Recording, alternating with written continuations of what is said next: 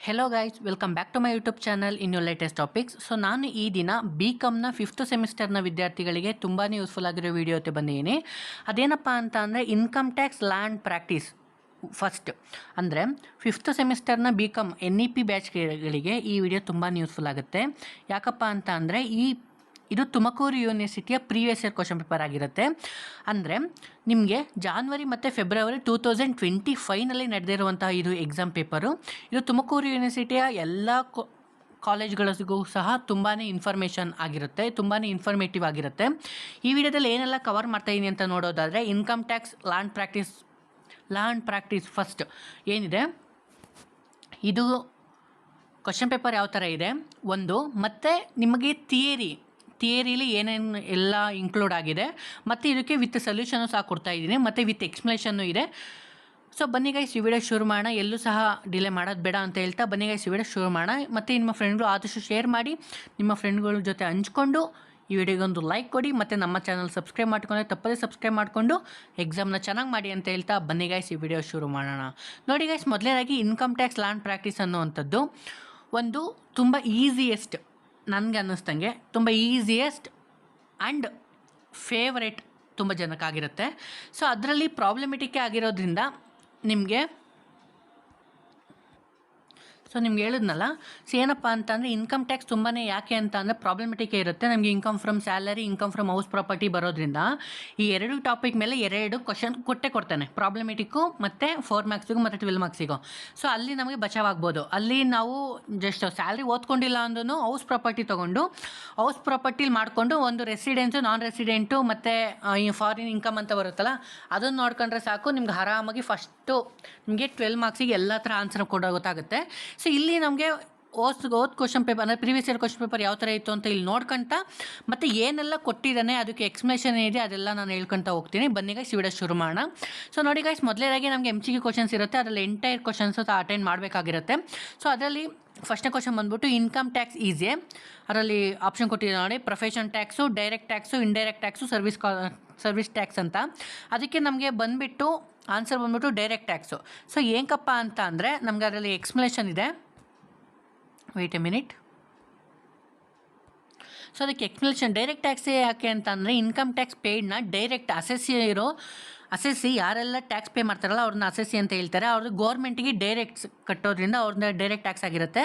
ನೋಡಿ ಇಲ್ಲಿ ಎಕ್ಸ್ಪ್ಲನೇಷನ್ ನೋಡೋದಾದರೆ, the income tax paid directly by assessee to the government, the burden cannot be transfer to others hence direct tax. ಅಂದರೆ GST ಅಂತ ಅಂದರೆ ಒಂದು ವಸ್ತುಗಳ ಮೇಲೆ ಅವರು ನೀಡುವಂತಹ ಏನು ಟ್ಯಾಕ್ಸ್ ಇದೆಯಲ್ಲ, ಅಂದರೆ ಅವ್ರು ಕಟ್ಟೋದನ್ನ ನಾವು ಕಟ್ತಾ ಇರ್ತೀವಲ್ಲ ಪಬ್ಲಿಕ್ಕು, ಅದನ್ನು ನಾವು ಇಂಡೈರೆಕ್ಟ್ ಟ್ಯಾಕ್ಸ್ನ GST ಅಂತ ಹೇಳ್ತೀವಿ. ಡೈರೆಕ್ಟ್ ಟ್ಯಾಕ್ಸ್ ಅಂದರೆ ನಮಗೆ ಬರುವಂತಹ ಆದಾಯದಲ್ಲಿ ಕಟ್ಟುವಂಥದ್ದನ್ನ ನಾವು ಡೈರೆಕ್ಟ್ ಟ್ಯಾಕ್ಸ್ ಅಂತ ಹೇಳ್ತೀವಿ. ಸೊ ಇನ್ನು ನೆಕ್ಸ್ಟ್ ಕ್ವಶನ್ ನೋಡೋದಾದರೆ, ಸೊ ನೋಡಿ, dividend from Indian company is. So ಅಂದರೆ ಇಂಡಿಯನ್ ಕಂಪ್ನಿ ಡಿವಿಡೆಂಡ್ನ ಅದಕ್ಕೆ ನೋಡಿ, ಅದಕ್ಕೆ ಆಪ್ಷನ್ ಕೊಟ್ಟಿದ್ದಾರೆ, fully taxable, partly taxable, fully exempted, none of the ಅಬೋ ಅಂತ ನೋಡೋದಾದರೆ. ಸೊ ನಮಗೆ ಡಿವಿಡೆಂಡ್ ಅಂತ ಏನು ಬರುತ್ತಲ್ಲ ಅದು ಫುಲ್ಲಿ ಟ್ಯಾಕ್ಸಬಲ್. ಸೊ ಏನಕ್ಕಪ್ಪ ಅಂತ ನೋಡೋದಾದರೆ ಅದಕ್ಕೆ explanation. So dividend from Indian company is fully taxable as per current provisions.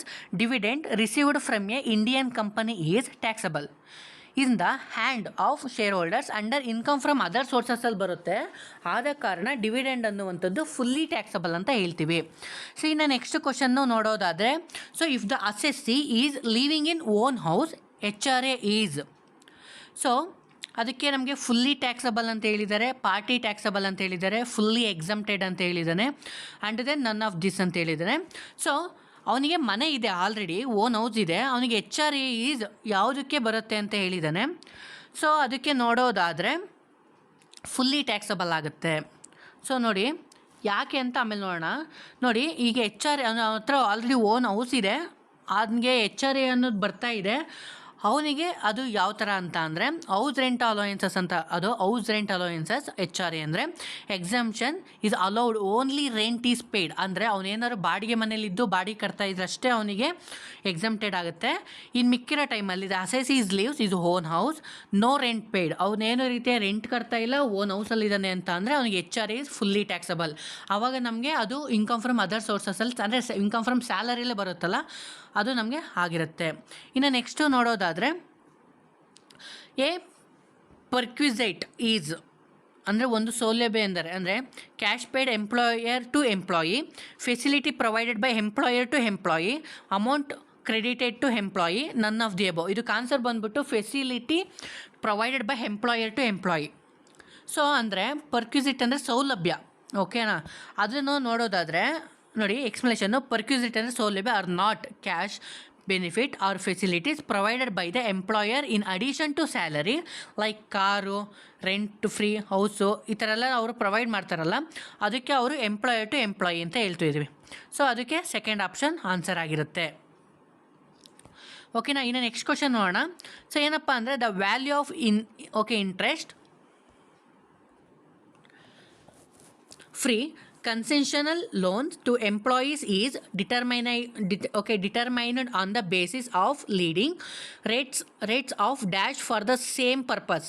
ಅದಕ್ಕೆ ನೋಡಿ ನಮಗೆ ಆಪ್ಷನ್ ಕೊಟ್ಟಿದ್ದಾನೆ. ಅಂದರೆ ಉದ್ಯೋಗಿಗಳ ಬಡ್ಡಿ ರಹಿತ ರಿಯಾಯಿತಿ ಸಾಲಗಳ ಮೌಲ್ಯವನ್ನು ಅದೇ ಉದ್ದೇಶಕ್ಕಾಗಿ ಡ್ಯಾಶ್ ಸಾಲದ ದರಗಳ ಆಧಾರದ ಮೇಲೆ ನಿರ್ಧರಿಸಲಾಗುತ್ತದೆ.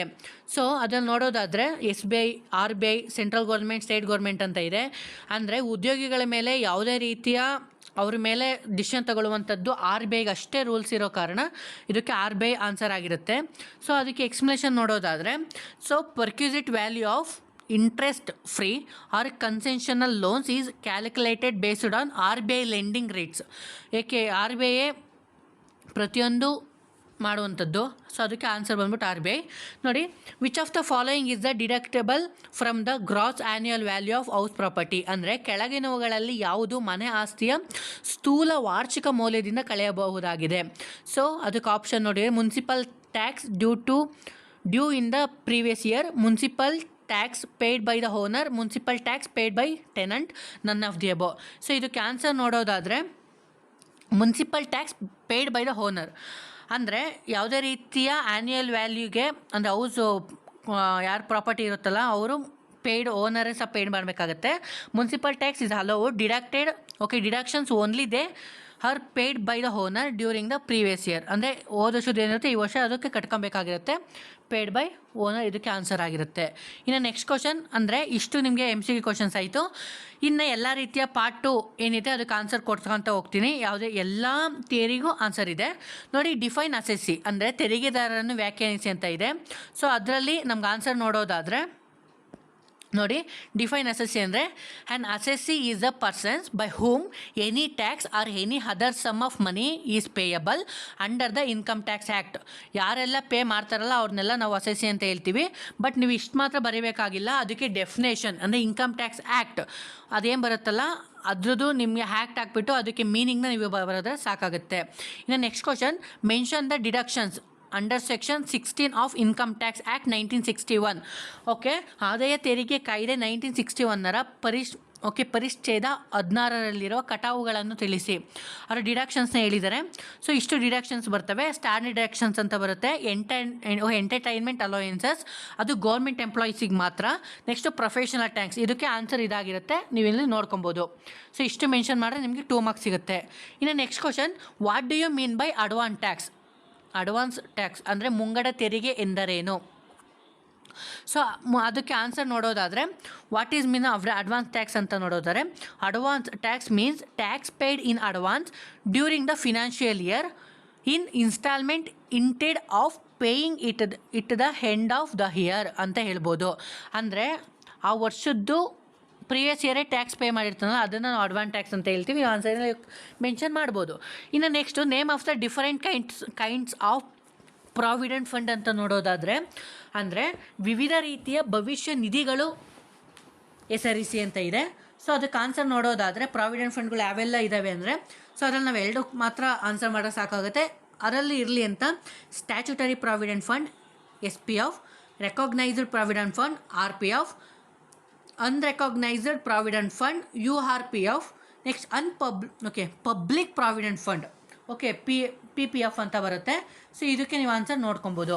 Next question, give the meaning of composite rent ಅಂದರೆ ಸಂಯೋಜಿತ ಬಾಡಿಗೆಯ ಅರ್ಥವನ್ನು ನೀಡಿ ಅಂತ ಇದೆ.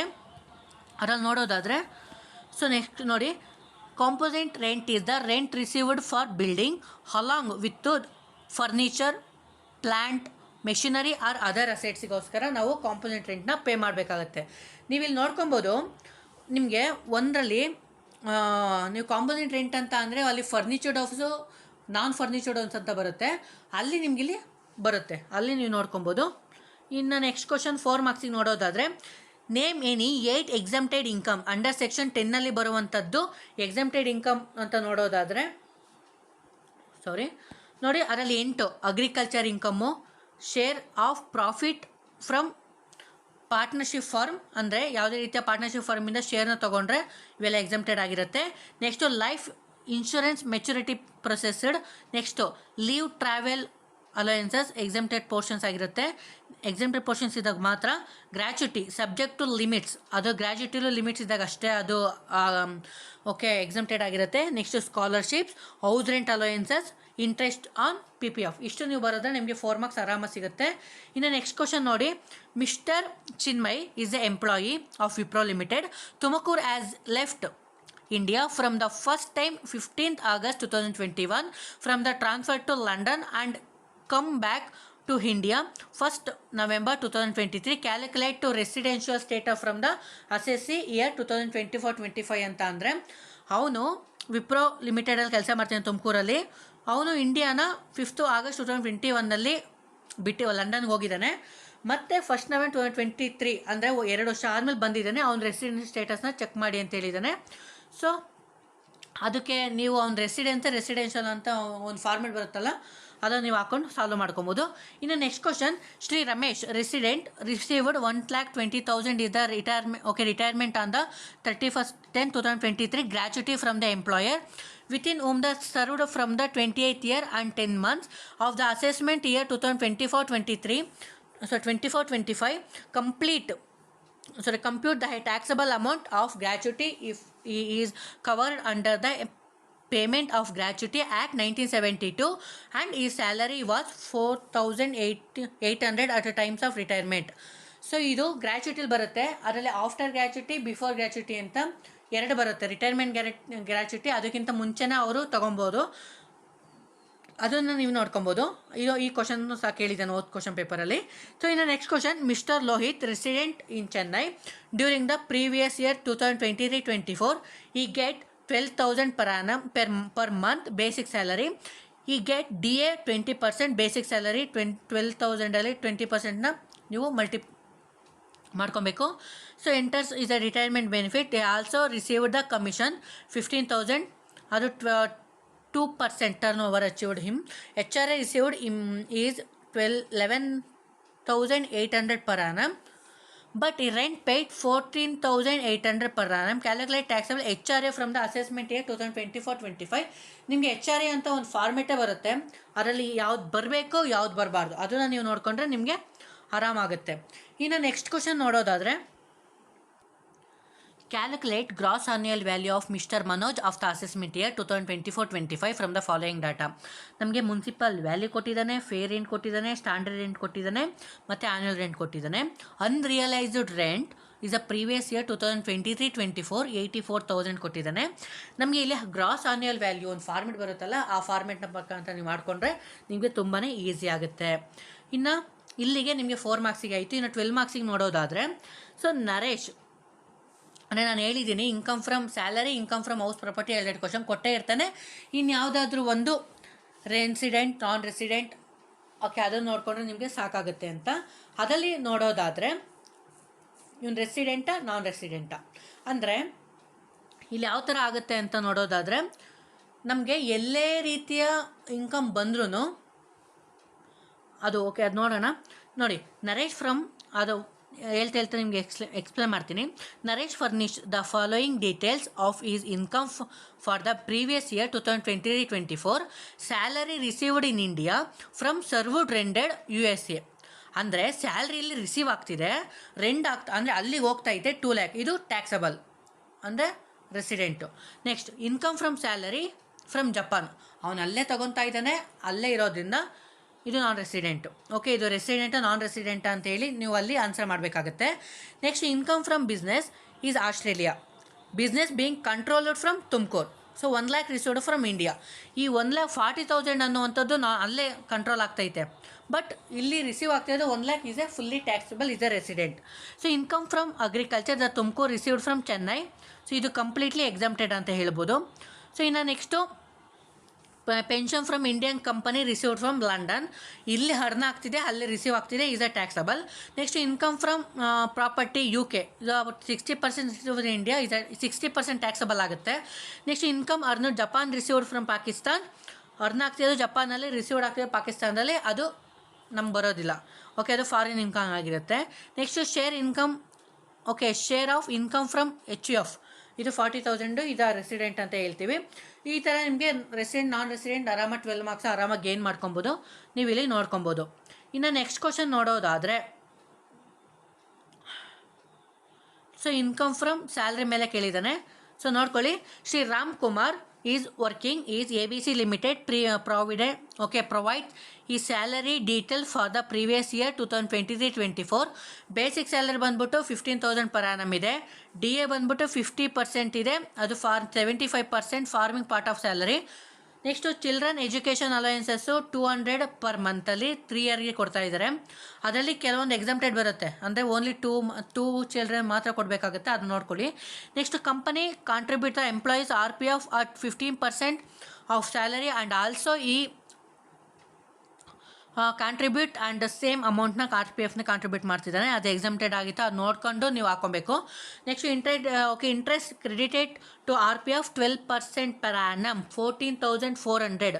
Usual company car 18,800 cc the both office and personal use, ಅಂದರೆ ಆಫೀಸ್ ಯೂಸಿಗೆ ಮಾತ್ರ ಅಲ್ಲಿ ನೀವು ಟ್ಯಾಕ್ಸ್ ಮಾಡ್ತೀರಾ, ಪರ್ಸ್ನಲ್ ಯೂಸ್ ಇದು ಮಾಡ್ತೀರಾ. And also expenses paid by the company. Okay, the company is a provident in service of gardener and a cook of monthly salary 2,000 and each. Traveling allowances 500 per annum ಕೊಡ್ತಾರೆ, ಅಲ್ಲಿ 60% spend of office ಪರ್ಪಸ್ಗೆ ಆಗುತ್ತೆ, ಇನ್ನು 40% ಪರ್ಸ್ನಲ್ಲು. ಇನ್ನು the compute taxable income from salary the Shriram Kumar from the assessment year 2024-25, ಅದು ignore ಅಂತ ಹೇಳಿದ್ದಾರೆ. ಇದನ್ನು ಬೇಕಾದ್ರೆ ನೀವು ಒಂದು ಏನು ಮಾಡ್ಬೋದಪ್ಪ ಅಂದರೆ ಒಂದು ಸ್ಕ್ರೀನ್ಶಾಟ್ನ ತೊಗೊಂಡಿದ್ದ ನಂತರ ನೀವು ಸಾಲ್ವಿಂಗ್ ಮಾಡೋಕ್ಕೆ ತುಂಬ ಈಸಿ ಆಗುತ್ತೆ. ಇನ್ನು ನೆಕ್ಸ್ಟ್ ಕ್ವಶನ್ ನೋಡೋಣ. ಸೊ ಇದನ್ನು ಸಹ ನಮಗೆ ಇನ್ಕಮ್ ಫ್ರಮ್ ಹೌಸ್ ಪ್ರಾಪರ್ಟಿ ಕೇಳಿದ್ದಾನೆ. ಸೊ ರೆಸಿಡೆಂಟು ಮಿಸ್ಟರ್ ತಿನ್ಮಯ್ ಅಂತ, ಓಕೆ ತನ್ಮಯ್. ಓಕೆ, ಅದರಲ್ಲಿ ಆ್ಯನ್ಯುವಲ್ ರೆಂಟ್ ಕೊಟ್ಟಿದ್ದಾನೆ, ಸ್ಟ್ಯಾಂಡರ್ಡ್ ರೆಂಟ್ ಕೊಟ್ಟಿದ್ದಾನೆ, ಮುನ್ಸಿಪಲ್ ವ್ಯಾಲ್ಯೂ ಕೊಟ್ಟಿದ್ದಾನೆ, ಮುನ್ಸಿಪಲ್ ಟ್ಯಾಕ್ಸ್ ಪೇಯ್ಡ್ ತನ್ಮಯ್ ಅಂದರೆ ಓನರ್ ಅವನೇ ಅಲ್ವಾ ಕೊಟ್ಟಿದ್ದಾನೆ, municipal tax by tenant. Okay, ಇದು ನಾವು ತೊಗೊಳ್ಳೋ ಆಗಿಲ್ಲ. So next vacancy period, unrealised rent, interest fund loan, ಇದನ್ನು ನೀವೊಂದು ಸ್ಕ್ರೀನ್ಶಾಟ್ನ ತೊಗೊಂಡ್ರೆ ತುಂಬ ಒಳ್ಳೆಯದು. Next computer income from house property assessment year 2024-25, ಇಲ್ಲಿ 25-26 ಅಂತ ಬರುತ್ತೆ ಅಷ್ಟೇ, ಇನ್ನೇನಿಲ್ಲ. ಇನ್ನು ನೆಕ್ಸ್ಟ್ ಕ್ವಶನ್ ಮಿಸ್ಟರ್, ಓಕೆ ಇದನ್ನೊಂದು ಸ್ಕ್ರೀನ್ಶಾಟ್ ತೊಗೊಳಕ್ಕೆ ಥರ ಮಾಡ್ತೀನಿ. ಓಕೆ, ಇದೊಂದು ಸ್ಕ್ರೀನ್ಶಾಟ್ ತೊಗೊಬೋದು. ಓಕೆ, ಇನ್ನೊಂದು ಸ್ಕ್ರೀನ್ಶಾಟ್ ತೊಗೊಬೋದು. Mister Rudransh the making executive Tumakuru the provident following information previous year. So ಇಲ್ಲೇನಪ್ಪ ಕಣ್ಣೆ income from house, okay income from ಸ್ಯಾಲರಿನೇ ಇರುವಂಥದ್ದು. ಅಂದರೆ ಬೇಸಿಕ್ ಸ್ಯಾಲರಿ ಕೊಟ್ಟಿದ್ದಾನೆ, DA ಕೊಟ್ಟಿದ್ದಾನೆ, ಬೋನಸ್ ಕೊಟ್ಟಿದ್ದಾನೆ, ಎಂಟರ್ಟೈನ್ಮೆಂಟ್ ಅಲೌನ್ಸಸ್ ಕೊಟ್ಟಿದ್ದಾನೆ. ಎಂಟರ್ಟೈನ್ಮೆಂಟ್ ಅಲೌನ್ಸಸ್ಸು ಓನ್ಲಿ ಗೌರ್ಮೆಂಟ್ ಸರ್ವೆಂಟಿಗೆ ಅಷ್ಟೇ ಕೊಡೋದು. ನೆಕ್ಸ್ಟು ಈ son studying the residential school Tumakuru and company paying hostel allowances 4,000 ಕೊಡ್ತಿದ್ದಾನೆ. The leaves bungalow provident the company the Tumakuru population 36 lakh ಇದೆ. Is a fair rent 6,000 per annum, for which 3,600 deducted out of the salary from the employee. The company paid in respect of the bungalow 6,000 per electricity bill and 1,200 water bill ಕೊಡ್ತಿದೆ. The next profession tax paid the company 2,000 paid the Rudrayya, okay Rudransh. So 1000 ಕೊಡ್ತೈತೆ. Compute the taxable income from salary assessment ಇಯರ್ನ. ಇಷ್ಟನ್ನ ನೀವು ಏನು ಅದು ಒಂದು format ಬರುತ್ತಲ್ಲ ಅದ್ರ ಪ್ರಕಾರ ಓದ್ಕೊಂಡು ನೀವು ಹಾಕೊಬೋದಾಗಿರುತ್ತೆ. ಇನ್ನು ನೆಕ್ಸ್ಟ್ ಕ್ವಶನ್ ನೋಡೋಣ. Okay, mister Naresh the owner of the 3 houses ಇದೆ, income from house property. Bengaluru particular of which of the relating to previous year 2023-24. The nature of house use ಇದೆ LOP. Next LOP, next SOP ಇದು ನೋಡ್ಕೊಬೇಕು. Next ಇದರಲ್ಲಿ municipal value, standard rent, fair rental value, rent received per annum ಎಷ್ಟು ತೊಗೊತಿದ್ದಾನೆ, per month ತೊಗೊತಿದ್ದಾನೆ, municipal tax paid by owner ಎಷ್ಟು ತೊಗೊತಿದ್ದಾನೆ, interest and loan taken from conclusion ಹೇಳಿದ್ದಾನೆ, constructions, unrealised rent per annum ಹೇಳಿದ್ದಾನೆ, vacancy period ಹೇಳಿದ್ದಾನೆ. So compute the taxable income from house property for the assessment year 2024-25. So ಇದನ್ನು ನೀವು ಇಲ್ಲಿ ಸ್ಕ್ರೀನ್ಶಾಟ್ನ ತೊಗೊಂಡು solve ಮಾಡ್ಕೊಬೋದಾಗಿರುತ್ತೆ. So ಇಷ್ಟು ಏನಿತ್ತು ನಿಮಗೆ ಇನ್ಕಮ್ ಟ್ಯಾಕ್ಸ್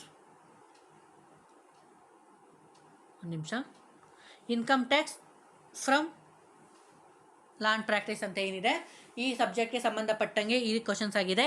ಸೊ ಈ ಕ್ವಶನ್ ಪೇಪರ್ ನಿಮಗೆ ಯೂಸ್ಫುಲ್ ಆಗಿರುತ್ತೆ ಅಂತ ಹೇಳ್ತಾ ತಿಳ್ಕೊತ ಈ ವಿಡಿಯೋ ನಿಮ್ಮ ಫ್ರೆಂಡ್ಗಳಿಗೂ ಆದಷ್ಟು ಶೇರ್ ಮಾಡಿ. ಇನ್ನು ನೆಕ್ಸ್ಟ್ ವಿಡಿಯೋಲ್ಲ ಆಡಿಟ್ ಅಂತ ಏನಿದೆ, ಆಡಿಟ್ ಆಫ್ ಪ್ರಾಕ್ಟೀಸ್ ಆಫ್ ಬರುತ್ತಲ್ಲ ಆಡಿಟ್, ಅದ್ರ ಬಗ್ಗೆ ತಿಳಿಸ್ಕೊಡ್ತೀನಿ, ಆ ಪೇಪರ್ನ ಬಗ್ಗೆ ತಿಳಿಸ್ಕೊಡ್ತೀನಿ ಅಂತ ಹೇಳ್ತಾ ವಿತ್ ಸೊಲ್ಯೂಷನ್.